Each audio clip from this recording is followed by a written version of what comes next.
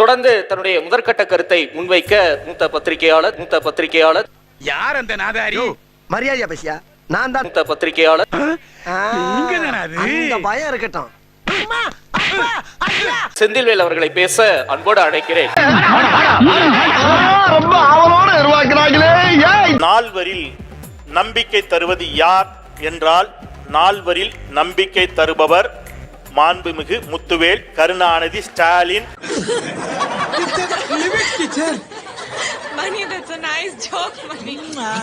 முத்துவேல் கருணாநிதி ஸ்டாலின் என்பதை உறக்க சொல்ல முடியும். உனக்கு என்னப்பா, நீ பைத்தியம், நீ என்ன வேணாலும் பேசலாம், நாங்க அப்படியா? நாங்க சரியாத்தான் பேசுறோம். முத்துவேல் கருணாநிதி ஸ்டாலினுக்கு தான் எல்லா நம்பிக்கையும் இருக்கு. ஏன்னாக்க பொருளாதாரத்தை உயர்த்தி அப்படியே தூக்கி நிறுத்திட்டாருங்க. பொருளாதாரத்தை உயர்த்தி அப்படியே தூக்கி நிறுத்திட்டாருங்க. எப்படிங்க நிறுத்தினாரு? ஒத்த கையில நிப்பாட்டினவன் அது லெஃப்ட் சைடுல. 2021 எடப்பாடி பழனிசாமி அவர்கள் தன்னுடைய ஆட்சி காலத்தை நிறைவு செய்துவிட்டு விலகி வெளியேறி அவர் செல்லுகின்ற பொழுது தமிழ்நாட்டினுடைய பொருளாதாரம் 0.07.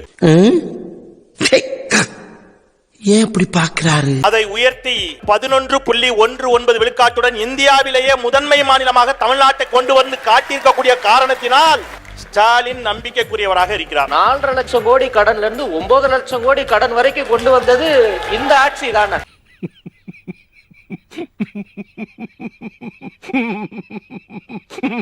கலைஞர் 2011 விட்டுட்டு போகும்போது கடன் எவ்வளவு தெரியுமா?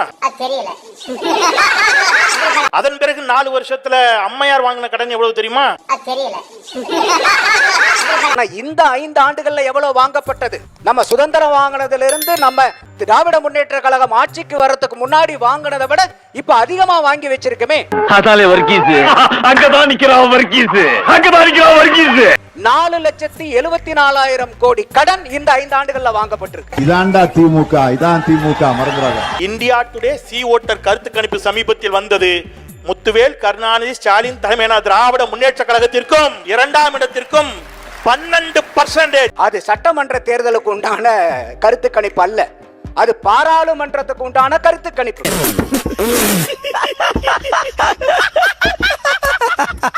பாராளுமன்ற தேர்தலுக்கு உண்டான கருத்து கணிப்பை எப்படி நீங்க சட்டமன்ற தேர்தலோட பொருத்தி பார்க்க முடியும்? 12% அவர் சொல்றது வசதியாக உண்மையை தனக்கு சாதகமாக மாற்றி பேசுகிறார் ஸ்டாலின். அந்த 12% டிஃபரன்ஸ்ன்றது பார்லிமெண்ட் எலெக்ஷன், அசம்பிளி கிடையாது.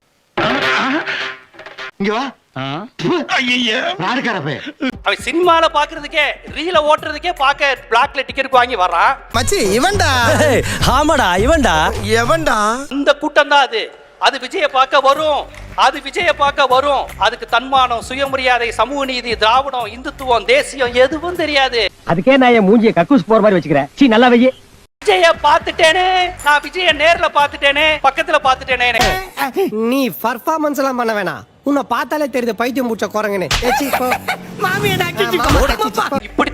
இப்படித்தான் அந்த கூட்டம் உருவாச்சு. ஜீவா, ஒரு சின்ன சந்தேகம். தமிழ்நாடு ரொம்ப பண்பட்ட மண், பெரியார் மண், இந்தியாவிலேயே ரொம்ப பக்குவப்பட்ட முற்போக்கான மண்ணுன்னு பெருமிதமா பேசுறீங்க. இன்னொன்னு இப்படி எல்லாம் ஒரு ரசிகர் கூட்டம் இங்க இருக்கு அப்படின்னா அதையும் திட்டுறீங்க. இது ரெண்டுல எது உண்மை? ரெண்டும் உண்மைதானே. என்னடா சொல்ற? ரெண்டுமே உண்மைங்கிறதுக்கு இந்த அரங்கமே சாட்சி. எல்லா கட்சியும் காசு வாங்குறது பகையில்லாம போறீங்க. இன்னைக்கு 2019 ஐயா உதயநிதி ஸ்டாலின் அவர்கள் சினிமா நடிகராகவும் ப்ரொடியூசராகவும் இருந்து 21 எம்எல்ஏவாகி 23 மினிஸ்டர் ஆகி 24 இன்னைக்கு துணை முதலமைச்சரானது. இதுக்கு பேரு சனாதனம் இல்லையா? நம்ம ராஜராஜ சோழன், ராஜேந்திர சோழன் எல்லாம் இல்ல பட்டம் சூட்டிட்டு இருக்கோம். இது சனாதனம் இல்லையா?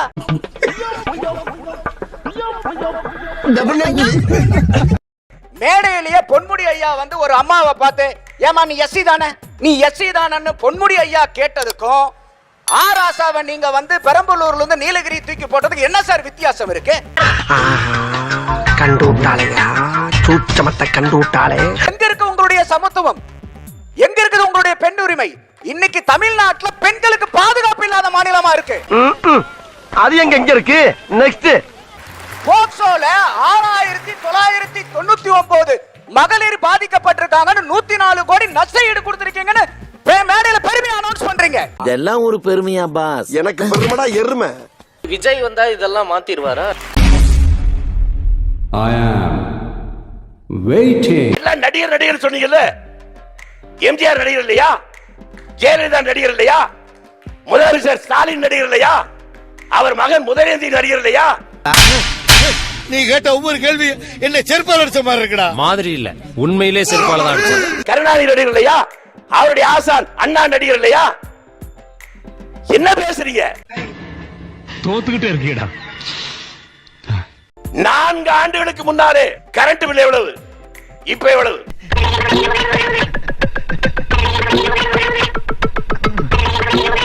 நான்கு ஆண்டுகளுக்கு முன்னாலே உங்க வீட்டு டாக்ஸ் எவ்வளவு, இன்றைக்கு எவ்வளவு?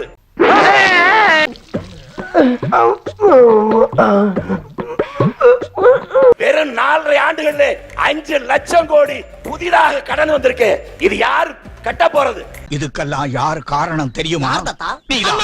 ஒரு விபரீதமான அசாத்திய சூழ்நிலை வந்தால் அந்த மக்கள் கலைந்து செய்வதற்கான வழி இருக்கா என்று பார்த்துதான் அனுமதி தரணும். கரூர்ல அப்படி தரப்பட்டதா? என்னங்க எனக்கு ஒண்ணுமே புரியல. அதுதானப்பா எனக்கும் புரியல. அது இயற்கையாக நடந்த கொலை அல்ல. நான் இங்கே பகிரங்கமா சொல்றேன், சில பேருடைய வக்கர புத்தி அதனால் நடைபெற்ற படுகொலை. சும்மாறா, நானே நொந்து போயிருக்கேன். புதிய சிந்தனையோடு, புதிய வடிவத்தோடு, புதிய ஆட்சி எல்லோரும் மகிழ்ந்த வகையிலே வர வேண்டும். எல்லோரும் மகிழ்ந்த வகையிலே வர வேண்டும். நம்பிக்கைதான் வாழ்க்கை, அது பழையவர்கள். எல்லோரும் மகிழ்ந்த வகையிலே வர வேண்டும்.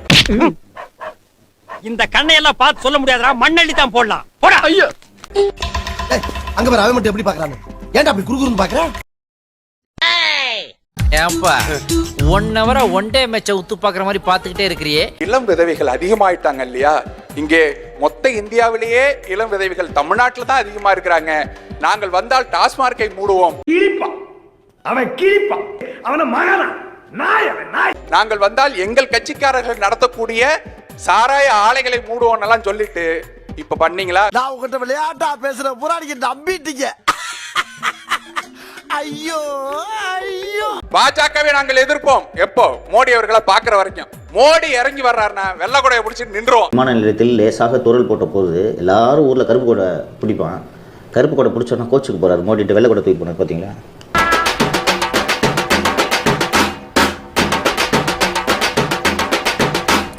என்ன பண்ண இது?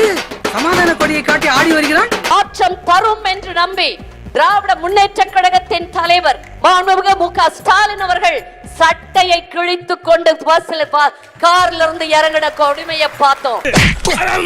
இப்ப அவன் உன்கிட்ட கேட்டானா? தேவையில்லாம அதை கொண்டாந்து எதுக்கு இதுல சொல்லுற? மூக்க பிச்சு முடியும் உன்னைய.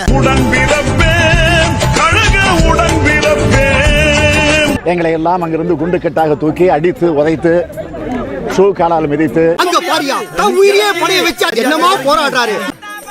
அப்பாடா, நம்பிட்டாங்க.